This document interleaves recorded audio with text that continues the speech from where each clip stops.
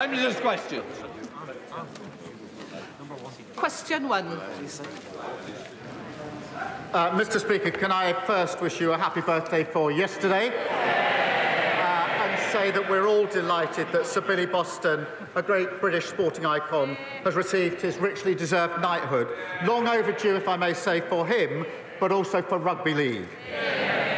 Mr. Speaker, it's Carers Week, and I know the whole House will join me in celebrating the selfless dedication of our unpaid and young carers.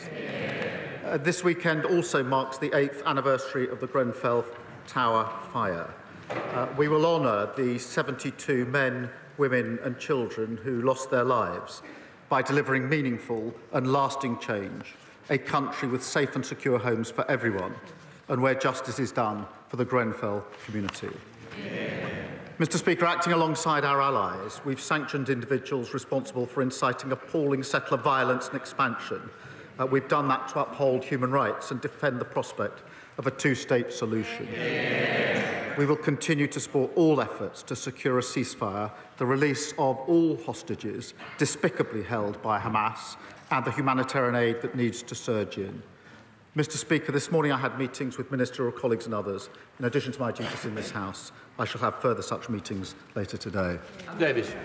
Diolch, Mr Llefarydd. My constituent, Mr Michael O'Leary, was brutally murdered 5 years ago and his body was desecrated.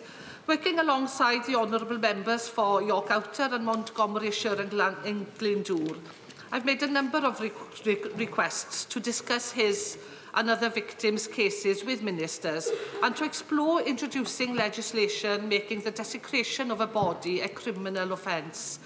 Would the Prime Minister meet with Mr O'Leary's family, along with other victims' families, including April Jones of Machynlleth and Sarah Everard and Helen McCourt, to hear why they are calling for a new criminal offence of desecrating a body to be introduced?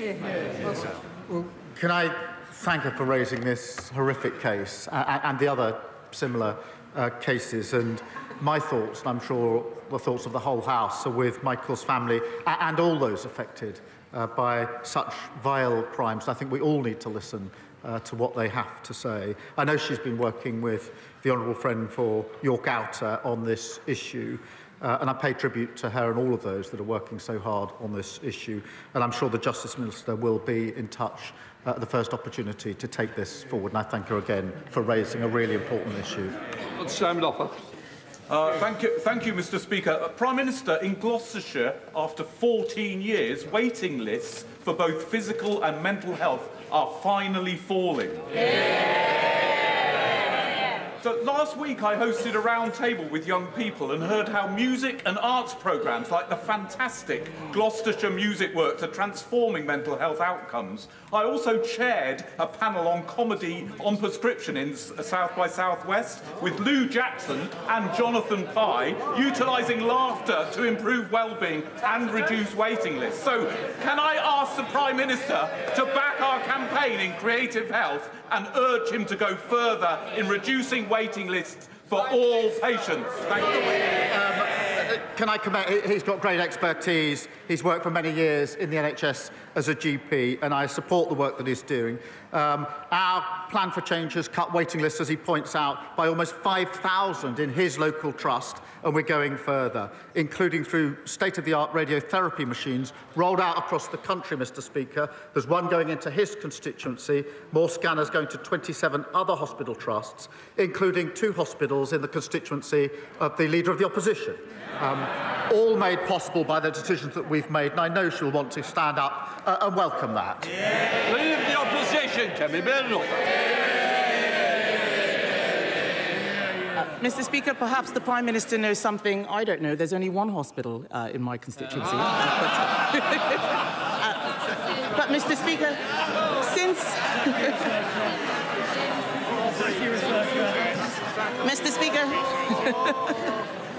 since Labour took office, Mr. Speaker, inflation has nearly doubled, growth has halved, and unemployment has surged.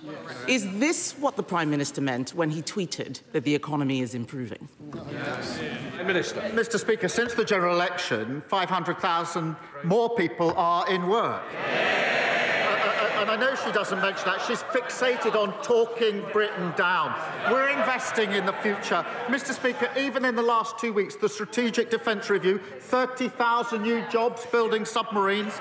Yesterday, the Sizewell announcement, 10,000 new jobs.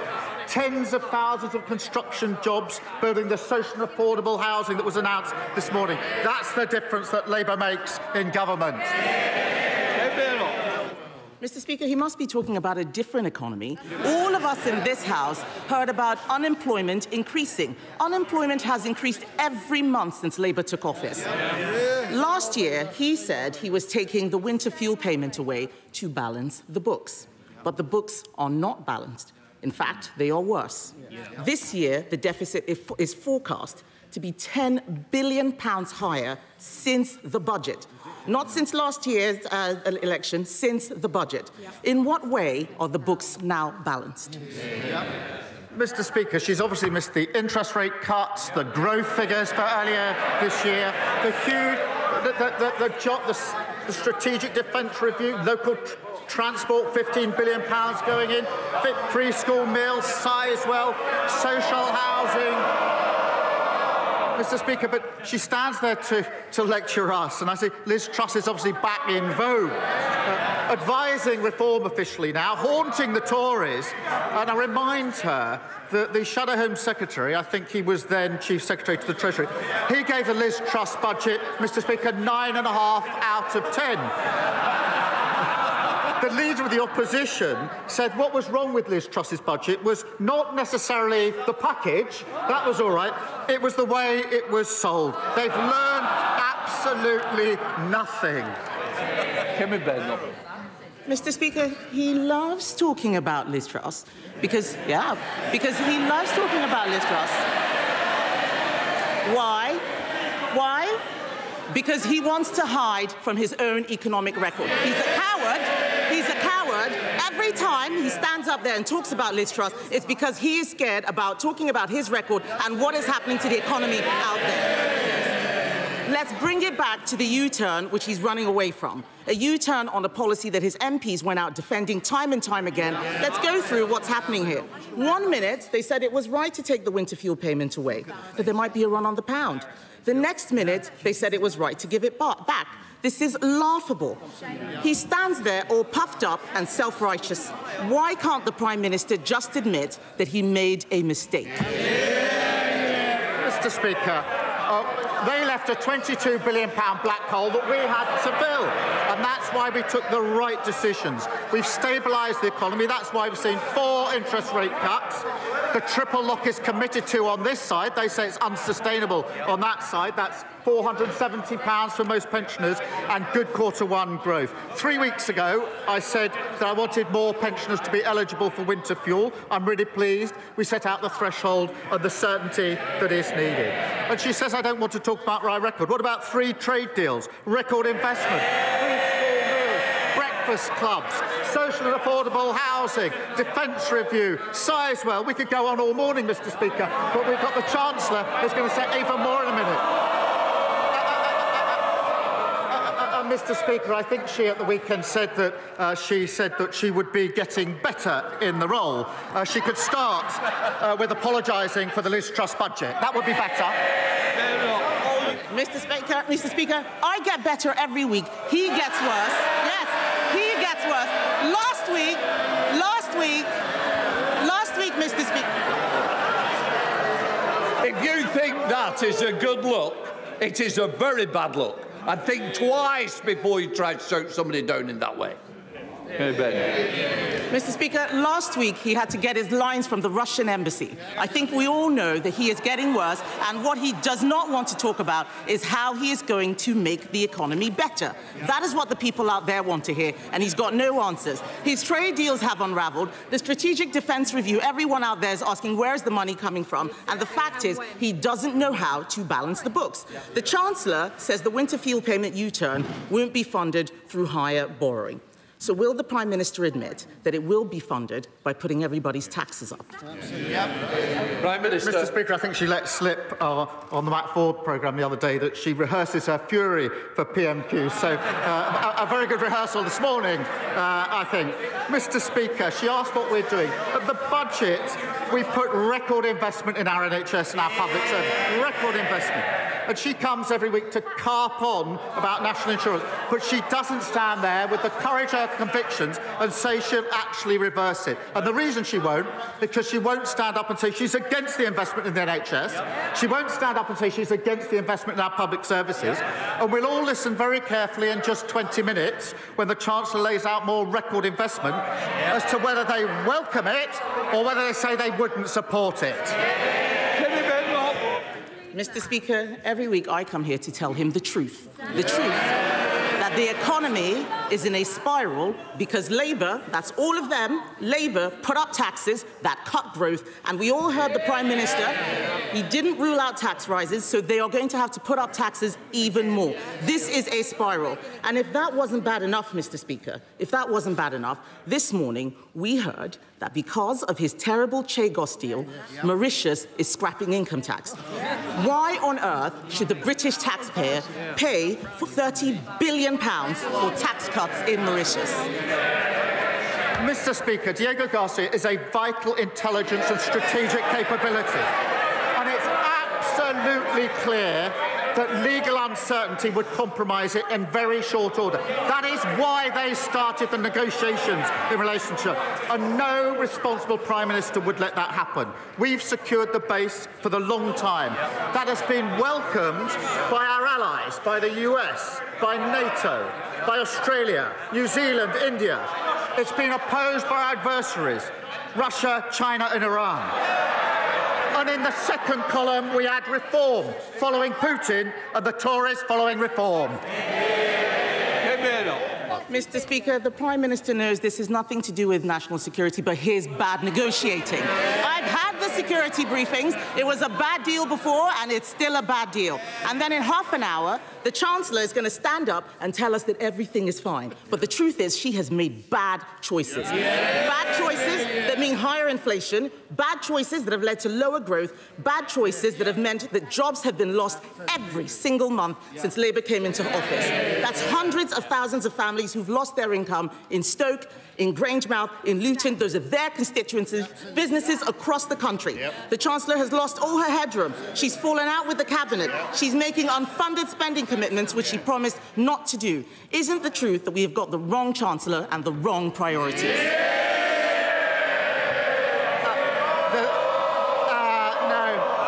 The wrong choice they made was making her Leader of the Opposition. Richard Bergen. Thank you, Mr. Speaker, and belated birthday greetings to you. Mr. Speaker, it's wrong for any Labour government. No Labour government should ever try to balance the books on the backs of disabled people. Yet in just a few weeks' time, that is what the Prime Minister will ask this House to do. Many of us will not be able to go along with that because it will mean that people who need assistance to cut up their food, to wash themselves, to dress themselves and to go to the toilet will lose the PIP they currently get. That's vital support. This week, the Prime Minister changed direction on winter fuel payments. Will he do the same in relation to this and now drop these disability benefit cuts? Mr. Speaker, it's very important we make the changes to our welfare system. It's not working. It needs reform. I think everybody agrees with that. It doesn't work for anyone. We will do so on a principled basis that those who can work should work. Those that want to work should be supported to do so, and that we must protect those with the most severe disabilities who will never be able to work. And we're doing that by ending reassessments and paying a new premium. The Liberal Democrats, Sir Ed Davey. Thank you, Mr. Speaker. Can I join others in wishing you belated happy returns for yesterday? And can I welcome the government's sanctions of ministers in the Netanyahu government, Ben-Gvir and Smotrich? The violence they've incited, the settler violence they've incited against innocent Palestinians on the West Bank is intolerable, and the government were right to act. And as it's Carers Week, Mr. Speaker, can I pay tribute to the millions of unpaid family carers across the country and recognise the challenges that they face? Mr. Speaker, the last Conservative government left our health service on its knees. We've heard reports that the NHS will get extra funding in the spending review. If it does, we will support that. But does the Prime Minister agree that no amount of money for the NHS will solve its crisis unless we also invest to fix care?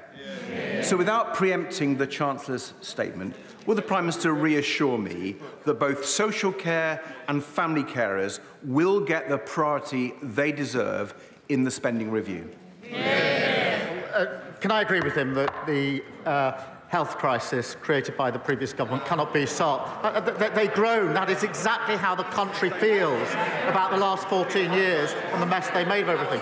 Yes, we do need to fix social care alongside the money that we're putting into the NHS. We're putting record amounts into the NHS. That's the right thing to do, and we're seeing the results. We promised 2 million extra appointments in the first year, of a Labour government. We've delivered 3 million, so there will be that extra funding. I would gently say to him, whilst he welcomes all the extra funding, he can't also at the same time simply say he's against any way of raising the money for the funding. There's an incompatibility there. Sir Ed Davey. Mr. Speaker, the Prime Minister knows he's got a fairer and better way of funding NHS investment, and I regret the fact that he didn't answer my question on care. But, Mr. Speaker, moving on, the Prime Minister is right to increase defence spending, and later we'll hear the difficult choices the Chancellor has had to make, partly to fund that defence expenditure.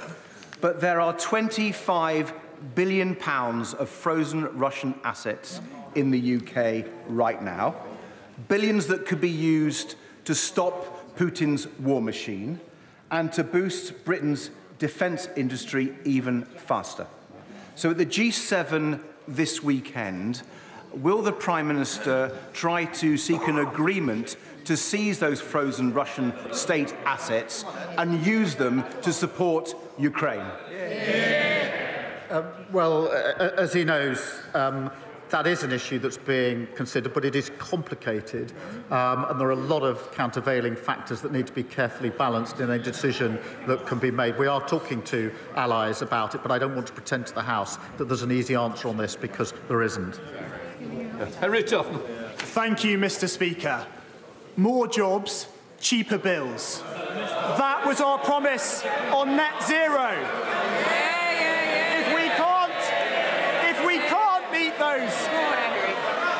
If we can't meet those goals, then we must consider our approach. In Pembrokeshire, we have a proud industrial history rooted in oil and gas, and an incredibly exciting opportunity in floating offshore wind in the Celtic Sea. So can the Prime Minister assure me that he is committed to a just transition that protects and creates jobs? Well, I thank him for raising this. I believe this government must seize the opportunities of net zero for working people, creating good skilled jobs, taking off the roller coaster of volatile fossil fuel markets.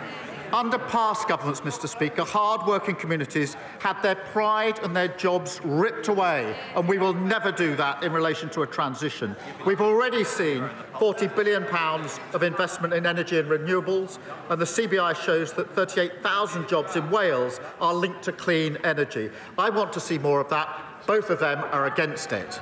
Saoirse Eastwood. Thank you, Mr. Speaker. Mr. Speaker, with your indulgence, I just want to pay tribute to the Police Service of Northern Ireland briefly for tackling public order in Northern Ireland over the last 2 nights with over 30 police officers injured. I'm sure the whole House would want to join with me in that, and also condemning the racist violence. Mr. Speaker, whether it's the cardiac scandal at the RVH in Belfast, the cervical smear scandal in the Southern Trust, the COVID-bereaved families, or the crash of Chinook Zulu Delta 576, all of which has impacted my constituents in Lagan Valley. The common thread here is that families simply wanted the truth. but they were let down by institutions at every cut and turn. Will this government urgently introduce a duty of candour bill and ensure that it reflects what the Hillsborough Law Now campaigners and families have fought so very hard for? Can I start with the important point she makes about Ballymena?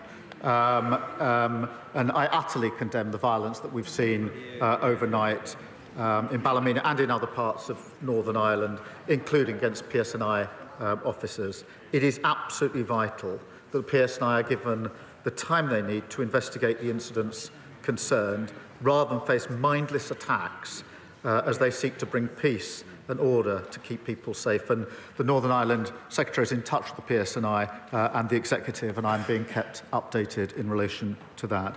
In relation to the tragic cases that she raises, firstly, I thank her for raising them, and it is important that we have a legal duty of candour. We will be introducing that because, as she says, there must be the truth here based on all people being dealt with on the basis of dignity, fairness and accountability. Thank you. Yasmin Qureshi. Thank you, Mr. Speaker. In the words of the former Israeli Prime Minister, what we are witnessing in Gaza is indiscriminate, limitless, cruel and criminal killing of civilians. More than 50,000 people have been killed. Children have been shot while queuing for bread. A growing number of genocide scholars, including leading Israeli academics, believe that a genocide is taking place. Under international law, we have a duty to prevent genocide. I served on the UN mission in Kosovo. We acted to stop mass killing there. What is the difference now? Will the Prime Minister please intervene immediately to alleviate human suffering and take steps to recognise the state of Palestine? Mr. Speaker, she'll have seen the statement we made yesterday and the actions that we're taking with allies. The humanitarian situation is dreadful and distressing, and scenes that we've witnessed outside aid distribution centres are frankly heartbreaking. More aid is needed at volume and speed into Gaza, and Israel's plan for aid delivery is inadequate and insufficient. What is needed is for the UN and other agencies to deliver that aid according to well-established mechanisms, and Israel must allow this. Mr. Speaker, we are working with allies to do all that we can to make this happen, as well, of course, to get the hostages out who have been held for a very long time and a desperately needed return to a ceasefire. Alex Easton. Thank you, Mr. Speaker. Prime Minister, there are significant concerns regarding the potential job losses at Spirit Aerosystems stemming from the deal with Airbus. Would the Prime Minister agree with me and intervene to bring all the main players, including the unions, the Business Secretary and the Secretary of State for Northern Ireland, around the table to ensure these jobs are protected, especially considering the scale of the issues akin to the challenges faced by British Steel? And also, there is an issue for Northern Ireland businesses with the outworkings of the Northern Ireland Protocol and the Winter Framework. Can the Prime Minister give me reassurances that he's working to resolve all those issues? Well, I'm grateful to him for raising this important case of Spirit Aerosystems in Northern Ireland. I know how important it is for the workforce. I've visited them myself on more than one occasion. Airbus's decision to expand UK operations is good news for the sector and testament to world-class manufacturing expertise, and I want to see those high-skilled jobs protected.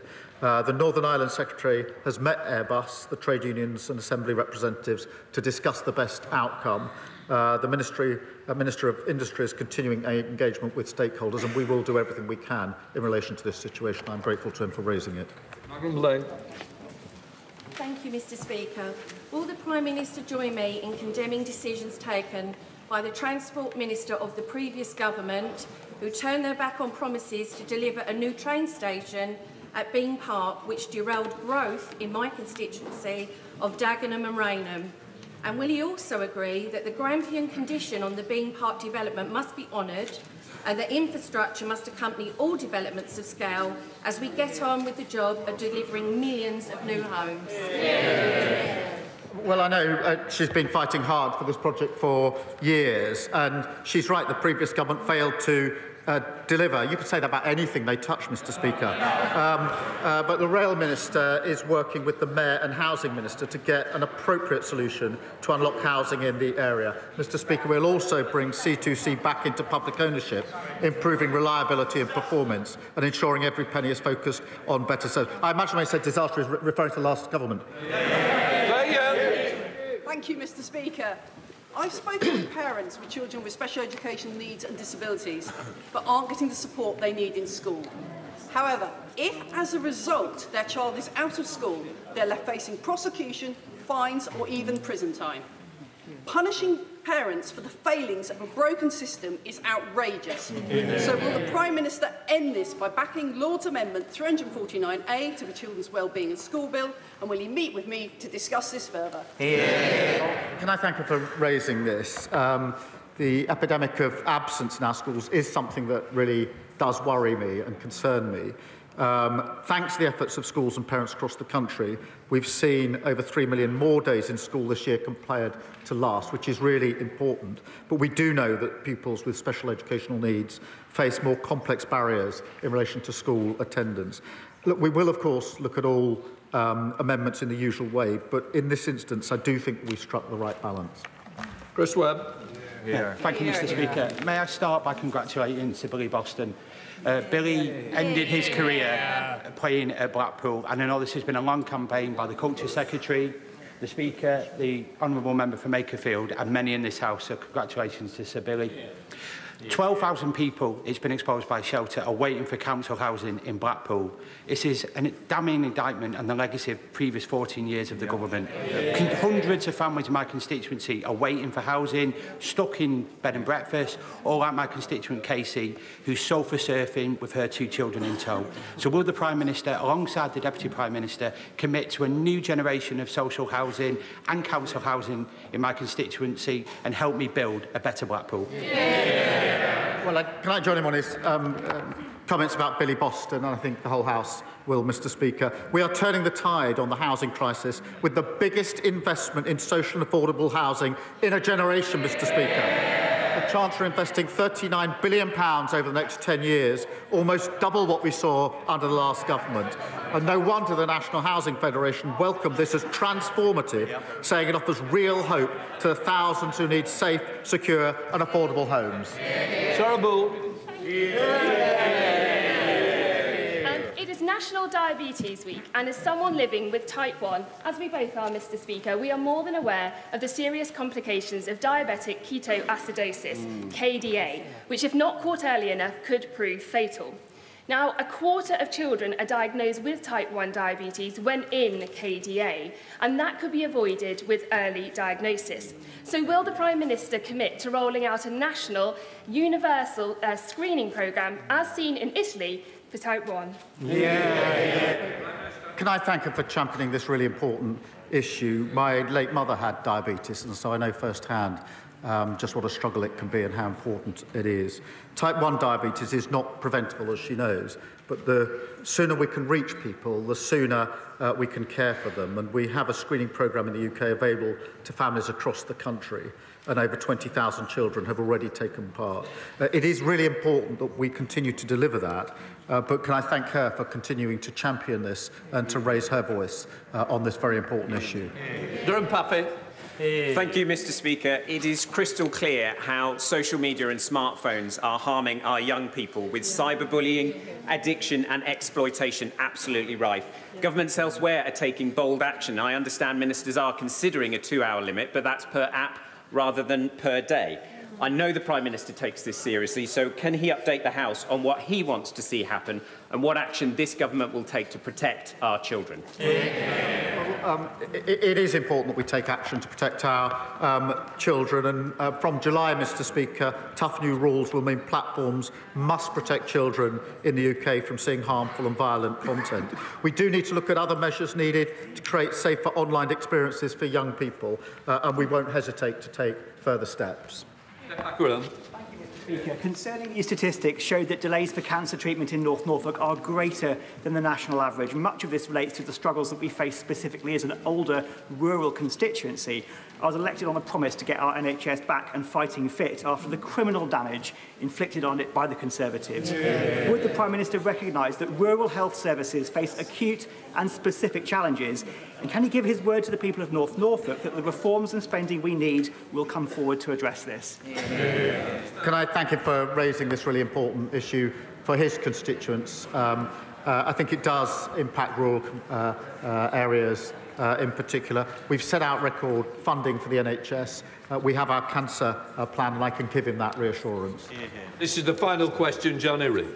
Thank you, Mr. Speaker. The Prime Minister and members across this House would have witnessed this spectacular victory for Davy Russell in Scotland. Larkhall and Stonehouse by-election. My constituents are sick of SNP failure and they voted for change for their NHS, their schools and for Scotland. So can I ask the Prime Minister, has he seen the calls from within the SNP for John Swinney to resign? And does he agree with me that a leader who has only ever lost elections to the Labour Party should stay put?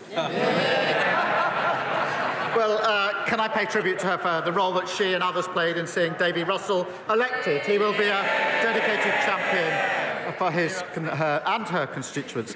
And after nearly 2 decades in power, the SNP got their verdict last Thursday. Scotland wants change, and they know the SNP are completely out of ideas. That's why they want a Labour government to deliver real change. Right, that completes Prime Minister's questions.